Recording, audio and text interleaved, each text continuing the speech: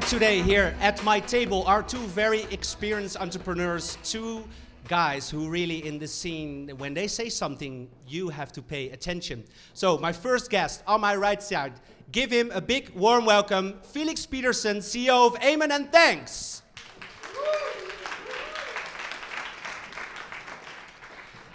And on my left side, there's another CEO. He's of Trademob, and he was so cool to invite us tonight in his office here, Trademob Friedrichstraße, right in the center of the city. Give him a big applause, Ravi Kamran.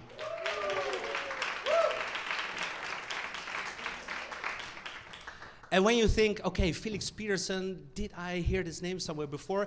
Probably you did, because this guy is always very open and has also quite a big history already in startups. He sold his company Places to Nokia, where he became product director, and then he started. Felix, how long ago did you start Amen? When you started again, you have to take the microphone for yourself. Hello, yeah. We started 2011. Okay, so that's now a little bit less than 2 years. Yeah, exactly. Okay, and now after Amen, you have made Thanks, and this is also something that we're going to talk about today. Could you say in general, how is Thanks doing? Only a couple of weeks old, but... Well, it's just we launched roughly 1.5 weeks ago, and so far we're very, very happy. So basically, it's a companion app, right? So to Amen, it's a second product that we've come out with, and yeah, I mean, couldn't be happier. Yeah, okay, we're going to talk more deeply about that. Ravi, Trademob is a company you received 50 million in funding, over 100 employees now, open an office in San Francisco, but the head office is Berlin. How come that I didn't hear that much about you so far? I don't know. So maybe because we are more in the B2B business, since we run app marketing, so we mainly work with companies that have apps and want to promote them. Yeah, so everybody knows apps, of course, but you're an app marketing platform, so you have to kind of, who are the parties that are involved with your product? On the one side, you have the publishers of who make the apps. On the other side, you have the advertisers, and where do you come in then? Well, actually, that was too complicated for us, so we said we just focus on one side.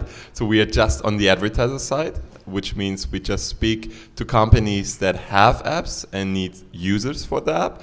And on the publisher side, we simply try to buy traffic from all over the world. So there are other companies that are great in getting those publishers. We simply work with them, which is making it much easier and for us to really focus building the best for advertisers. Yeah. And how do you become CEO of an app marketing platform? Because for most people, that wouldn't be the first choice, so to say, if they think, we're going to do something exciting with tech. Yeah. Or am I totally wrong? No, you're absolutely right. But actually, formerly, I was just CEO of myself that when I started, and I just started in mobile advertising, knowing that I want to try to solve the largest problem without really knowing it's going to be an app marketing platform at that time. But it was just an evolution that we had when we tried to solve the largest problems for mobile advertisers. Mm-hmm. And do you think that this is because you studied at WHU, which is like a famous university here in Germany? Because all these guys, so to say, I don't want to mention their names too often in this show, but the Zonwares also went there. They did all e-commerce. So how did you end up in this? Because 2/3 of your company are like hardcore tech people, right? Yeah. So how did you end up in this business? I think that's maybe one of my personal favorites. I like technology a lot, and I love mobile. I believe mobile is just the future, and was just some easy combination without really knowing what. And afterwards, I saw that in advertising, really like that space because it's something where you can bring tremendous value to many companies. And that was just how it evolved. There was no master plan in the beginning, to be honest. So sounds very much like a startup. Probably, yeah. Yeah. So Felix, would you even consider paying for people to download the app? Well, I think it all depends on whether you monetize your users or not.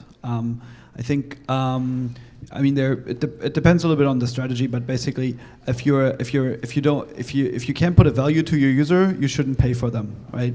Of course, there's companies and you know the regular customers for app promotion are basically the ones where they say. We know we have a customer lifetime value of €4, and so we can spend €2 on acquisition, right? Until you're there, you really need to build on organic channels, basically. Yeah. So you never paid for users on the platform, and you don't want to, right? No. Yeah. So you are building this community. You built this community first with Amen, and now you developed Thanks. So what's the difference between the both of the apps? Right. So they're complementary. It's I believe a very unique approach that I haven't seen anywhere else yet. It's basically we're using the same underlying data, and it's almost like two interfaces to the same data, right? So I always like to explain it in the way that we're seeing 3 stages for the company, for Amen. So the first was we built a social game. We focused on stickiness, we focused on retention, exactly on these kind of things that you need in order to grow organically, right? And it was all about generating a lot of opinions, generating a lot of data. So if you don't know what Amen is, in short, it's an opinion platform. So you go in and you say something is the best, and it's a very structured format. So we can basically end up with, hit lists for all the bests, right? And so now with millions of these lists, we have a very engaged core audience, but basically 3 million opinions you have, over right? 4 by now. Over 4, okay. So basically, you can go in and you can find, the best pastrami sandwich in Berlin to, the best iOS app for kids this month to, fairly quirky stuff like the best actor with just one facial expression and, right? So it's, people love these rankings, but basically no one has figured out so far how to do it without an editorial team and how to entirely, drive it with user engagement from the community. And we did that, but of course, it's a social. We ask you to invest something, right? It's another network you join, and by now, of course, people, they use Instagram, they use Foursquare. It's hard to get people's, time of their, slices of their time. So basically, we are now focusing on the second stage, and that is Thanks, where it's more about the utility aspect, where it's not just, the people that like to play Amen and the people that have strong opinions, but we want to give something for everybody. Yeah. But how does this community on Thanks grow then the quality of the results? Right. So basically, I mean, we see a shift right now. We see, what Facebook is doing with graph search. It's basically, okay, we have a lot of data, and probably someone in your social graph and from your circle of friends has probably said something about this particular movie, but it's hard to extract. So that's why they did graph search. Foursquare is focusing on explore. I believe that we see a big shift right now to utility and to basically first giving people something before you ask them for something. And that's Thanks. You can just go in and find something. You don't need to add your friends. You don't need. So we keep the social aspect with Amen, but then on Thanks, it's first and foremost the utility, but there was one thing that we found.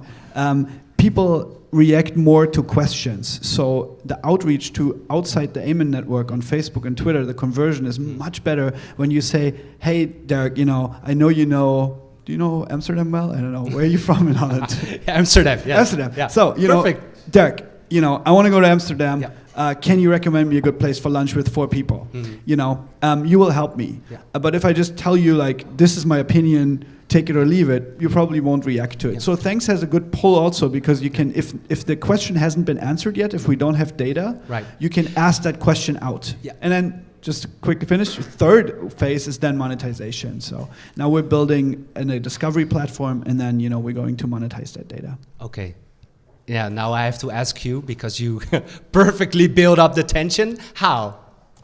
Well, it's simple. If you have people coming to you, because if people come to you to make decisions, whether it's to buy stuff, to eat somewhere, to drink somewhere, then that is a very good base for monetization. So in contrast to maybe other social platforms, we have a very clear model from the beginning. We just haven't turned it on yet, right? So I think now it's just about critical mass. If you don't have if you don't become a destination, a resource for people to find the best, then you have a hard time monetizing it.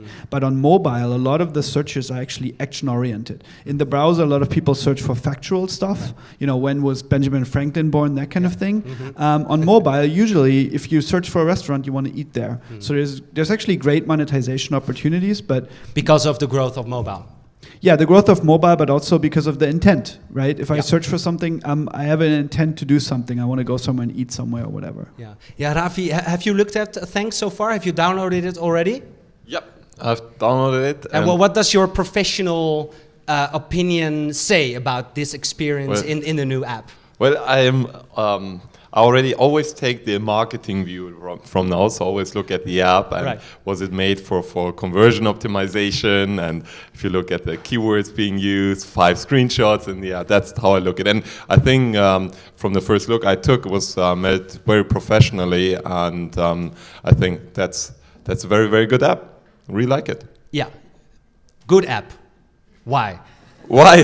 Yeah, I mean, yeah, good or bad. I mean, they already have the best or the worst, so you have to explain a bit. Yeah, sure, but I think the idea behind that is very smart. Felix has lots of data gathered with Eamon, and exploiting on that data to deliver a service where you can get opinions, where you can actually find out things very quickly. That's, I think, an extremely smart idea and brings in but can you, value. I mean, monetization. Do you think that with 4 million Eamon's opinions and now building on top of this with Thanks, do you think that he will reach that point? Do you see potential there to earn actual money? Well, this is definitely a question Felix has to answer. We are there to help him win more users with that. But he doesn't want to. He said he doesn't want to pay for users. Once you turn on monetization, of course there's a model, right? Okay. Yeah, and I think what Felix made right, from my personal opinion, is really building an extremely simple app that is bringing a clear value. When you look at the App Store with a million different apps, often you will come across apps where it's hard for you to find out why is it there and why is it actually helping me. The 15th fart app doesn't gonna change the world, but something like that is just unique and innovative. And yeah, tell me something about the development of Trademob now, because you're in a you read that everywhere, like super competitive space. It's a phrase that's very often used. But do you think that for you, because you're growing so fast, that is actually true, or do you think that we're so unique, we can definitely do something way better than all the others? I personally think there's generally we speak way too much about competition and way too little about is that company bringing a value that's changing things. So, for example, if you look at competition, the mobile market has been growing so fast that it's like speaking about an ocean and having an argument about certain islands on that ocean. There's so much you can actually do to serve. And from our side, we have a pretty unique proposition. That's almost philosophical. Are you a surfer? No, okay. I don't think I look like, right? well, you maybe it's a little bit. Your skin. Okay. Well, well, in general, what we try to do, and I believe that's gonna make the market better, is try to find an angle where you're different. And what we, for example, did is that, what I mentioned earlier, that hard focus only on advertising. So if you compare that to potential competitors like ad networks, where we often mention that normal ad networks, they're actually not competitors. We are their clients. We are buying traffic from them. And we believe that if you look at the market in that way, you will always find potential. And this is much more important than saying that, is there another competitor or something? Yeah. Felix, you must agree with this whole story, right? That building something that is truly unique and maybe is not getting right from the start all the traction that you want to, is worthwhile pursuing when you have a plan, when you have an idea. I believe that this is also something that you're really trying to do from Berlin. Sure. I mean, as an entrepreneur, it's always the hardest. The hardest is to always to make the call. Basically, in hindsight, it's always easy to see where you should have turned. Where you should have taken turns left or right. The hard part is to make this decision when you're in it. How much to adjust. Basically, there's a lot of examples where just keep sticking to your original plan. I mean, with places, it was kind of the same thing. We were kind of early with the whole location-based stuff, but we just kept pushing in that direction, and it was the right decision. There's also a lot of stories where people very early made very radical decisions and said, yeah, this is not working, let's do something else entirely, right? And you'll find examples for both. And always when you talk to people in hindsight, they just retrace their step and try to turn it into a formula. But I think every position, every company, every situation is unique, and you have to make this call for yourself. So all these formulas flying around there, that's simply something that doesn't make sense to listen to. Because especially in your position, you were at Nokia, you were the director. You once said, I don't know actually if it's really true, but you said, for my feeling, 100,000 people I was leading there. And now, with 3 million in funding, you're leading this team of, I think, 8 or 10 people. 10, yeah. 10. So, I mean, it's then maybe really hard to sometimes say, okay, we're going to try things out, because actually you would be able now to change things very fast. But what I've seen actually, that you developed this course and that you actually never really left the path, or am I? Did I? Well, like I said, I think we have a pretty clear plan that we're sticking to, and it's kind of interesting to see how people, how now that they see things, they're like, now I start to understand it. A lot of people thought that Amen is just something to blurt your opinion out, and that they didn't even, a lot of people didn't. And it was also a little bit like, okay. Well, of course, but what people didn't understand, I think, and this is one of the reasons why we did a second app, is because once you're perceived for one certain use case, it's really hard, to put it second in. And then, I mean, that's what you said is basically, you need a very clear case for an app, and we experimented with one where you had both the social and the explore side in it, and it became too bloated. So we're like, no, let's do a second one that is just really focusing on what it does right. But I think a lot of people in the beginning didn't know exactly where we're going with this. They thought like, okay, they're just being awfully loud and it's all about blurting out opinions. But they didn't see that because of the structure, we're building real value with the data that's there, much more so than other companies that just pile up status updates. You studied also in Chicago. Right, for some time, so you know what the States are like, or was it just a fun time? I don't know. It's on your CV that you studied in Chicago. Right, yeah, but that was something else entirely. That was photography. So But what I mean to say is because you really decided to build this from Berlin, and you got so much criticism on traction wasn't there. People didn't get the idea. Only from you. Only from me.